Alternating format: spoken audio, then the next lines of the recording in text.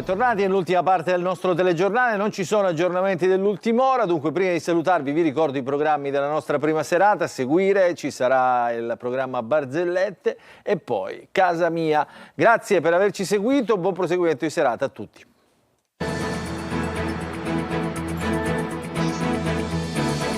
Entra nel mondo dell'informazione con l'app Sicilia Web. Resta sempre aggiornato con le news e le live in diretta.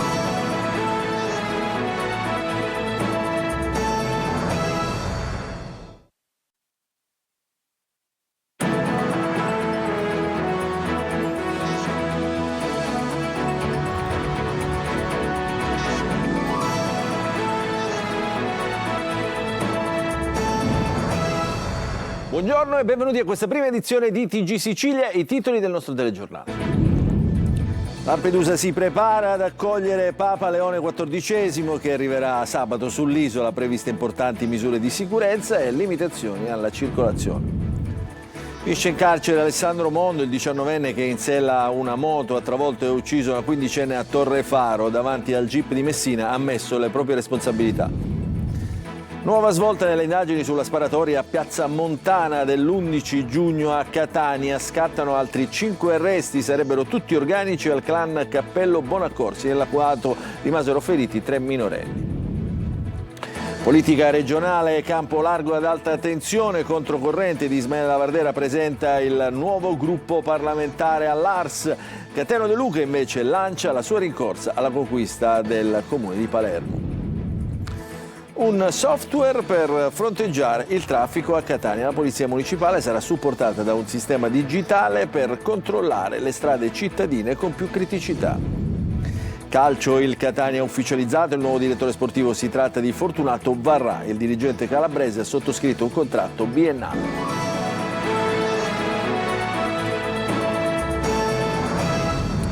Ancora buongiorno, si avvicina dunque il giorno di Papa Francesco che sabato arriverà a Lampedusa, un'isola che si prepara a vivere una giornata destinata a entrare nella storia, previste nuove misure di sicurezza e nuovo piano di circolazione proprio sull'isola delle Pelagie, il servizio di Davide Sardo. L'attesa cresce di ora in ora. Tra operai al lavoro, transenne, misure di sicurezza, Lampedusa si veste a festa per accogliere Papa Leone XIV. Una giornata che affonda le sue radici anche nel dolore. Il sindaco Filippo Mannino ricorda le tante notti trascorse ad affrontare gli sbarchi di migranti morti in mare. Da quella sofferenza è nata una lettera indirizzata al Santo Padre, trasformata oggi in un messaggio di speranza per l'intera comunità. È già pronto il piano organizzativo che coordina sicurezza, assistenza sanitaria e viabilità. Allo stadio comunale si stanno ultimando il palco e gli allestimenti che ospiteranno l'evento. Sabato l'accesso sarà consentito esclusivamente da via Cameroni, mentre ai partecipanti saranno distribuiti acqua e cappellini per affrontare il caldo. Previste anche limitazioni alla circolazione dalle 8 alle 14. Alcune zone dell'isola saranno interdette al traffico per consentire il passaggio del corteo papale. Per il sindaco Mannino l'arrivo del pontefice rappresenta un riconoscimento ai valori che da sempre contraddistinguono Lampedusa: accoglienza, solidarietà e rispetto della vita umana. Un appuntamento che l'isola si prepara a vivere con grande emozione e profondo orgoglio. E adesso andiamo a Messina per ripercorrere gli ultimi momenti della morte di Giulio Scimone. Il motociclista di 19 anni ammette le proprie responsabilità e il GUP lo manda in carcere. Intanto sabato alle 16:30 i funerali in cattedrale della quindicenne investita appunto dalla moto. Il servizio di Tonino De Mano. Finisce in carcere Alessandro Mondo, il 19enne arrestato per l'incidente costato la vita a Giulia Scimone, studentessa di 15 anni travolta ed uccisa in via Circuito a Torrefaro da un motociclista. Il GIP Nunzio De Salvo ha aggravato la misura dei domiciliari trasformandola in quella della custodia in carcere. La decisione è arrivata a seguito dell'interrogatorio di garanzia nel corso del quale il giovane ha ammesso le sue responsabilità. L'aggravamento della misura è stato richiesto dalla sostituta procuratrice Maria Di Mulo che coordina le indagini sul drammatico drammatico incidente. L'accusa è di omicidio volontario. Intanto al papardo è stata eseguita l'autopsia sul corpo della sfortunata ragazzina. Già fissati i funerali che si terranno sabato alle 16:30 in cattedrale a Messina per l'ultimo doloroso saluto alla giovane, la cui scomparsa ha lasciato un vuoto immenso e un profondo senso di sconforto. Sui social e non solo sono migliaia i messaggi di affetto con toccanti ricordi e dediche per Giulia, andata via troppo presto per colpa di un'imprudenza e di un beffardo destino. Adesso andiamo a Catania, altri 5 finiscono in carcere, sono tutti organici, elementi organici al clan Cappello Bonaccorsi e sarebbero anche loro protagonisti della sparatoria avvenuta lo scorso 11 giugno in Piazza Montana a Catania. Il servizio. Per lo scontro armato di Piazza Montana sono arrivati altri arresti e il cerchio si chiude sulla faida tutta interna al clan mafioso Cappello Bonaccorsi. E questo, secondo la Procura di Catania, è il movente della sparatoria dell'11 giugno scorso nel quartiere di San Giovanni Galermo a Catania, dove un comando armato ha aperto il fuoco in una piazza di spaccio ferendo 3 minorenni.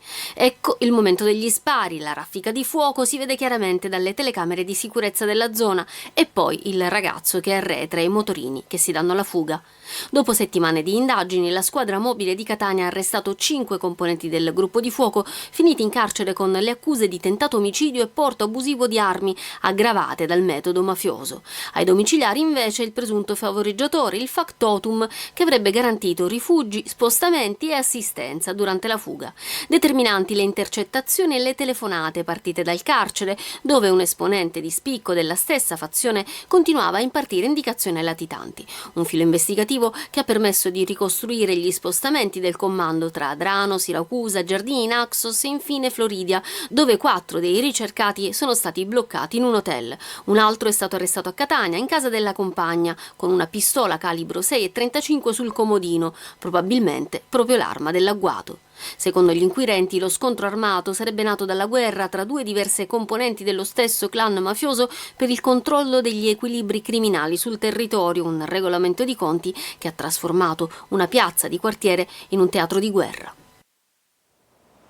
Adesso andiamo a Partinico, in provincia di Palermo. 3 rapinatori incappucciati hanno minacciato un pasticcere durante le fasi di una rapina violenta, puntandogli la pistola. Il pasticcere ha riportato qualche contusione nel tentativo di reagire. Fortunatamente, insomma, non gli è successo nulla di grave, però racconta in questo servizio di Marco Gulla la sua testimonianza.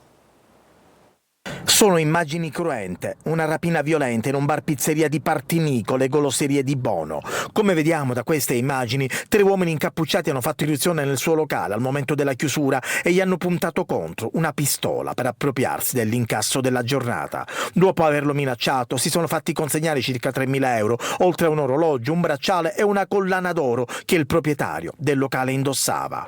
Incontriamo Gianfilippo Bono nel suo bar. È ancora provato per quanto successo. In quel momento si teme cose peggiori, si teme giustamente avendo pure una pistola puntata, se scappa un colpo, se la pistola è vera o non è vera, dico queste sono cose che uno pensa, però in quel momento non sa quello che può capitare. Tantissimi clienti stanno manifestando appunto la solidarietà al titolare che è stato appunto vittima di questa brutale rapina.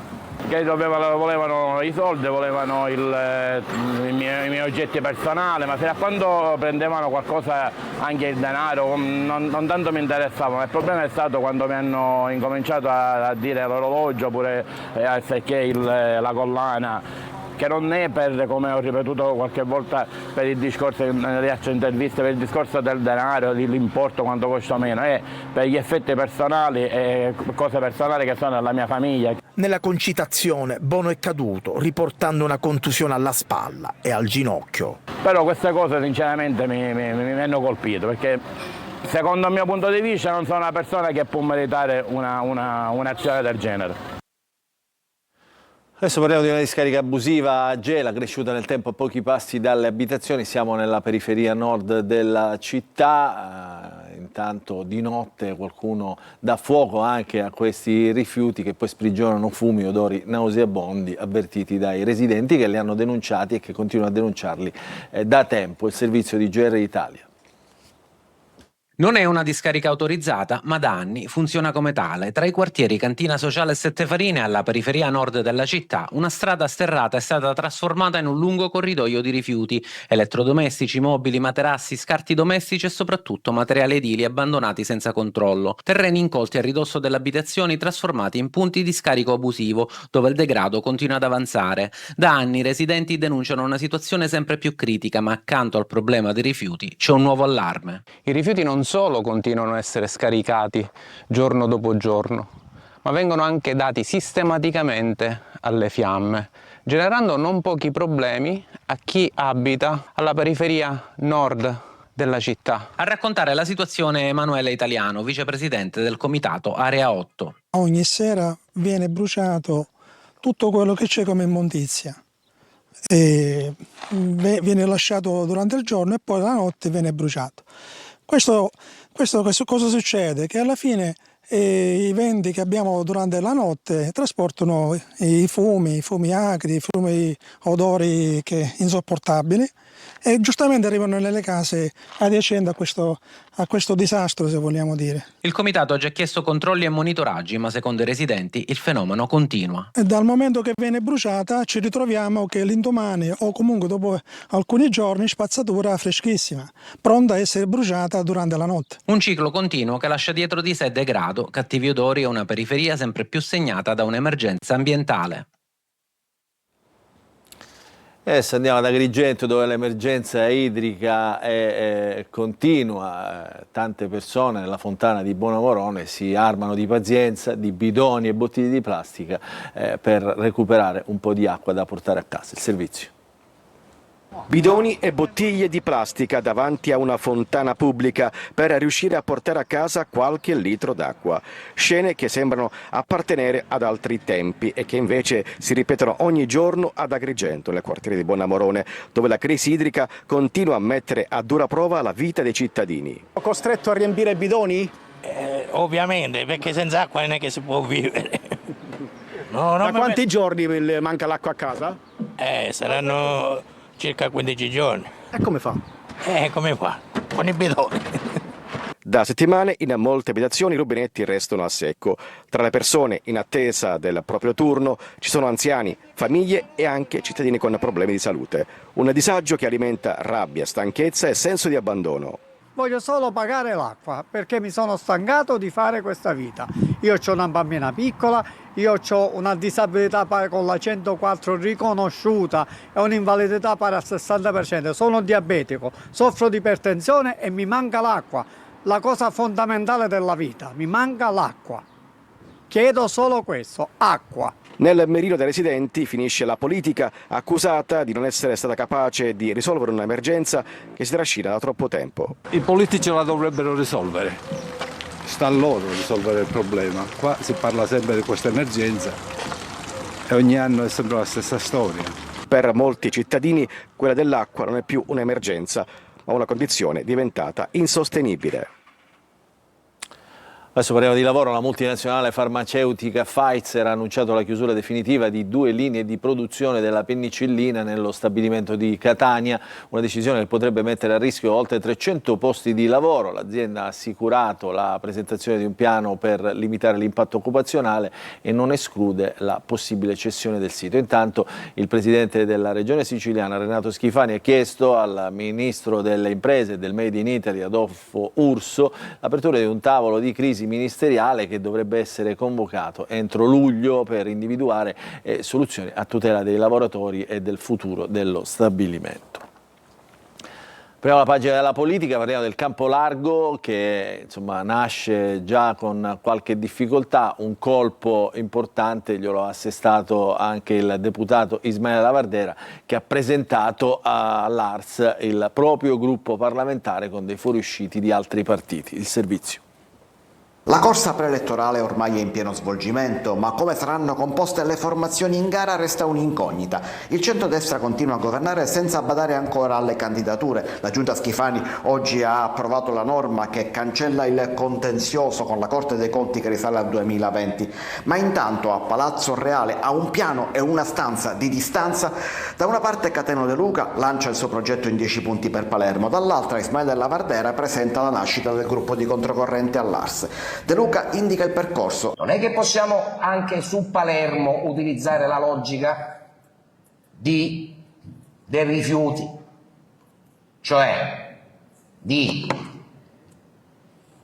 avere gli scarti, gli avanzi di certi salotti o di certi livelli di governo. In sala gialla Ismael Della Vardera presenta invece il gruppo con 2 deputati scippati ai 5 Stelle e uno proveniente dal misto, dopo essere stato eletto proprio con De Luca. Non sono più solo, dice l'ex Iena, ma poi spara ad alzo zero sul campo largo. Ci sono state delle primarie sul campo che hanno visto una città che era inespugnabile come quella di Agrigento riuscire con una locomotiva di controcorrente a fare la differenza. Mi sarei aspettato che la riunione di ieri poteva essere quella per sancire la Vardera candidato presidente e non ancora per perdere tempo. Io l'impressione che ho che questo campo largo voglia perdere tempo e voglia riconsegnare in mano alla Sicilia sostanzialmente ai suoi pinoti. Lui dunque la Vardera è in corsa e non si ferma a meno che non arrivi un candidato, sentite un po', super partes al di fuori dei partiti. E adesso una notizia giudiziaria: il GUP di Palermo ha rinviato a giudizio per corruzione l'ex portavoce del presidente dell'Assemblea regionale siciliana Gaetano Galvagno. Si tratta di Sabrina De Capitani, poi l'imprenditrice Marcella Cannariato, ex rappresentante in Sicilia della Fondazione Bellisario e della Fondazione Dragotto. Tra questi rinviati a giudizio c'è anche Marianna Amato, ex dipendente della Fondazione Orchestra Sinfonica Siciliana, il manager Alessandro Alessi. Il processo comincerà il prossimo 2 novembre. Tutti sono coinvolti nell'indagine sull'uso illegale dei fondi dell'Assemblea regionale siciliana.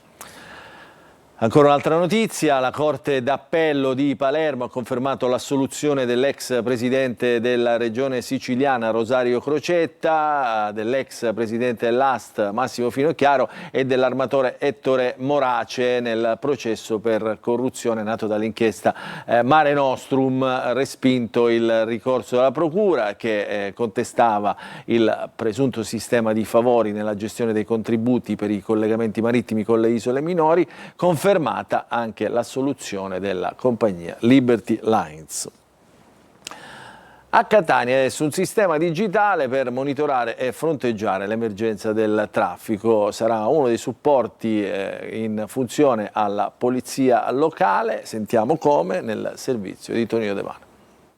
Un servizio di monitoraggio digitale del traffico, niente lavori stradali in orari di punta e regolamentazione delle operazioni di carico e scarico delle merci. Ruota attorno a queste nuove disposizioni la controffensiva del Comune di Catania per fronteggiare il caos viario nelle principali arterie cittadine. Osservata speciale la circonvolazione, ma il sofisticato sistema tecnologico consentirà di controllare in tempo reale anche le vie Dusmet, Viale Africa, via Domenico Tempio, via Vincenzo Giuffrida, segnalando criticità per permettere interventi tempestivi della polizia locale e migliorare così la fluidità della circolazione.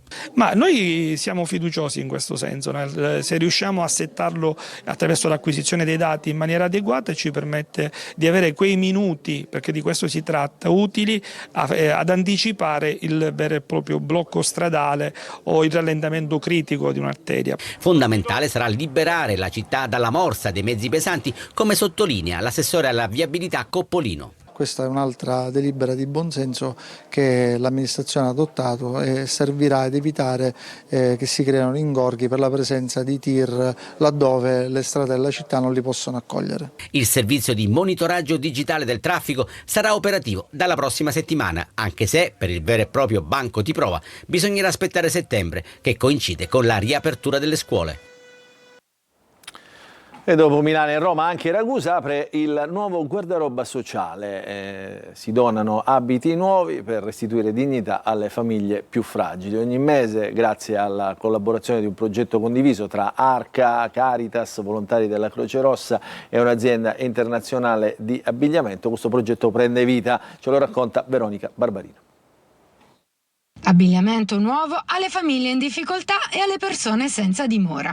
È il nuovo guardaroba sociale a Ragusa, promosso da Fondazione Progetto Arca, in collaborazione con Caritas Diocesana di Ragusa, Vocri e un'azienda di abbigliamento svedese, è un nuovo segno di vicinanza per chi vive situazioni di fragilità. È un nuovo progetto, uno dei primissimi progetti di Fondazione Progetto Arca qui in Sicilia. Abbiamo già collaborato in realtà con Caritas, collaboriamo con loro dal 2018 per il supporto alimentare alle famiglie in fragilità. Nel tempo però ci siamo accorti che c'era bisogno di fare qualcosa di più e questo è stato un progetto che abbiamo deciso di portare qua. Obiettivo: preservare la dignità delle persone. Sarà quindi possibile scegliere e provare gli abiti come in un vero e proprio negozio. Sarà attivo il martedì, giovedì e venerdì al mattino, quindi le persone potranno recarsi qua o recarsi anche presso i centri di ascolto cittadini e parrocchiali per prendere l'appuntamento, per organizzare al meglio il servizio. Poi ci sarà la possibilità anche di portare indumenti usati il mercoledì pomeriggio. Un servizio che affianca l'Emporio Solidale, in cui è possibile fare la spesa di prima necessità, il Ristoro San Francesco, il centro di ascolto cittadino e quelli parrocchiali, perché nessuno è lasciato da solo. Adesso ci fermiamo, una piccola pausa e rientreremo con lo sport.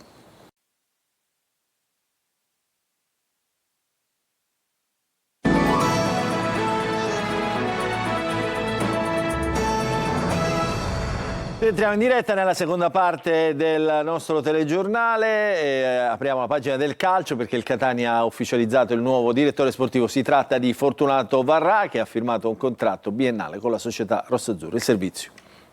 Fortunato Varrà, calabrese di 49 anni, è il nuovo direttore sportivo del Catania. L'accordo su base biennale è stato ufficializzato dal club rossazzurro, che nel comunicato gli augura buon lavoro a nome del presidente Rosario Pelligra e della società in tutte le sue componenti. Varrà, che nel Napoli ha ricoperto la carica di responsabile dei giocatori in prestito, ha lavorato in passato con Locri, Castrovilleri, Benevento, Potenza e Pontedera. Il prossimo passaggio sarà l'accordo ufficiale con il tecnico Emilio Longo, pronto a sottoscrivere un contratto di 2 anni con opzione del terzo in base ai risultati ottenuti. Completata questa fase, spazio al calciomercato per un Catania più giovane, dinamico e offensivo. Longo potrebbe convincere qualche calciatore del Crotone a seguirlo, anche se non mancheranno le resistenze rossoblù, in quanto prospetti molto interessanti per la categoria. Al centrocampista brasiliano Vinícius Negro Di Stefano, 23 anni, dal 2023 in Calabria con 72 presenze e 5 gol,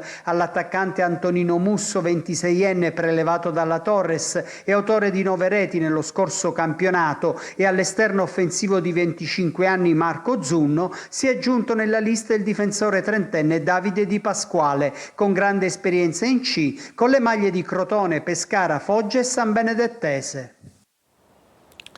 Con questa notizia chiudiamo questa edizione di TG Sicilia. Vi ricordo che l'informazione su Antenna Sicilia ritornerà più tardi alle 13:30. A seguire invece la rassegna stampa curata oggi dal collega Orazio Longo. Dunque grazie per averci seguito, buon proseguimento di giornata a tutti.